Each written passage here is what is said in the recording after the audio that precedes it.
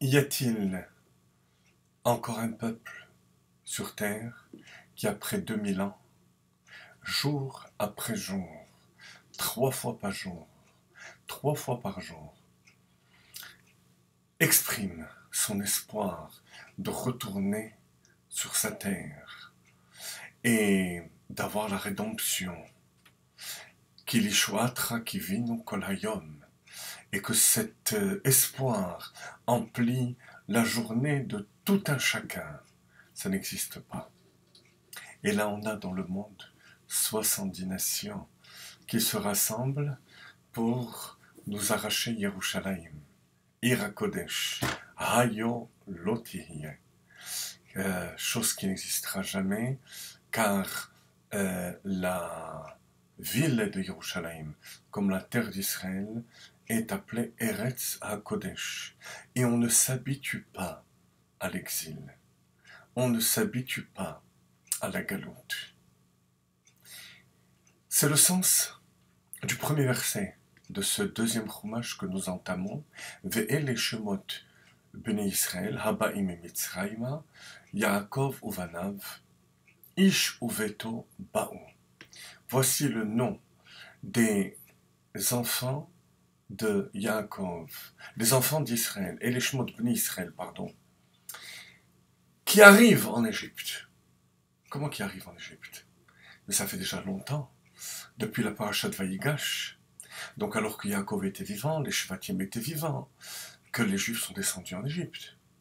Et là, alors qu'on arrive au paroxysme de l'exil, c'est le moment le plus dur, c'est la parashat Shemot, c'est la naissance de Moshe Rabbeinu.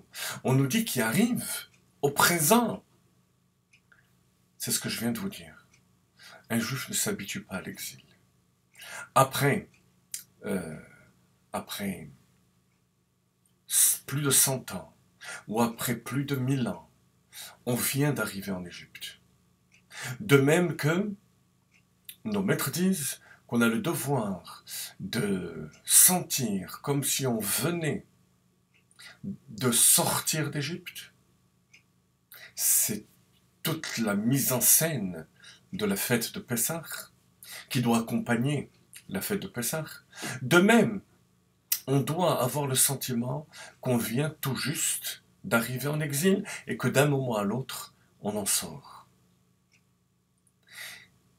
C'est la raison aussi, vous avez sûrement remarqué, que le verset emploie le terme de Shemot Bnei Israël, les enfants d'Israël. Pas Israël même. Israël, l'essence du peuple juif, n'a jamais bougé d'Israël, n'a jamais bougé de Yerushalayim. Les enfants, la partie de l'âme qui s'habille dans l'exil, ça c'est appelé Bnei Israël. Ou bien, à la fin du verset, Et Yaakov. Et, dans Parashat Vayigash, il y avait Yaakov, l'essence du peuple juif qui était là. Il ne s'agissait pas d'une descente aussi profonde dans l'exil. Tandis que là, c'est Et Yaakov. Comme c'est la descente profonde, Et, nos maîtres disent, Et Hatafel Livsaru. C'est ce qui est secondaire. C'est la partie inférieure de l'âme qui descend en Égypte. Mais vous voyez, l'essence de la Neshama se trouve au Beth HaMikdash, à Yerushalayim, Ira Kodesh. C'est dans cet état d'esprit qu'on vit en exil depuis 2000 ans. Et ça recoupe tout à fait la Gemara dans Shabbat Daf Tzadik Zayin, qui dit que lorsque Akadosh Baruch Hu annonce à Moshe Rabbeinu la délivrance du peuple juif, Moshe Rabbeinu dit à Dieu, mais je vais leur transmettre, mais ils ne me croiront pas.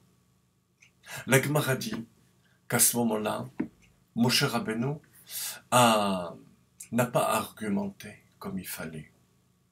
Parce que le peuple juif est ma'amin, est croyant. La preuve, c'est que lorsque Moshe Rabbeinu va annoncer au Bnei Israël la rédemption, le verset dit Vaya Amen Ha'am, le peuple crut, ce qui démentit l'argument de Moshe. En plus, Bnei Mamim, ils ont cette foi profondément enracinée depuis leur père Abraham.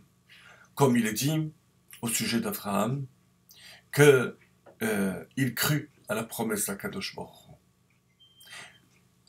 Le Maharsha demande sur place, mais que peut-on reprocher à Moshe Rabbeinu? D'abord, si aux yeux de Dieu, c'est évident que le peuple juif va croire, parce que Dieu sait ce qui va se passer. On ne peut pas reprocher à Moshe Rabbeinu de douter. Deuxièmement, on lui dit qu'il a cru, que le peuple juif finalement a cru. Mais justement, après le miracle qu'il va faire. Mais Moshe Rabbeinu avait des doutes que le peuple juif ne croit uniquement à partir de la promesse qu'il allait transmettre. La réponse à ces deux questions, c'est que, en fait, Moshe Rabbeinu ne partait pas uniquement avec la promesse. Il partait avec le code que Yosef avait donné aux sages, avait donné à Serach Bat Asher. Pakod, Ifkod. Ce sont les mots que le Rédempteur devra dire. Pakod, Ifkod, Elohim, Etrem. Et donc ils te croiront parce que tu diras le code. Malgré tout, Moshe Rabbeinu a douté. Pourquoi? Parce qu'il avait peur que le peuple juif se soit tellement habitué à l'exil qu'il ne veuille même plus prêter attention à ses paroles. Alors bien sûr, s'ils prêtent attention à ses paroles, il dira le code, mais est-ce qu'ils vont prêter attention? Ça, c'était l'erreur dont la Gemara parle.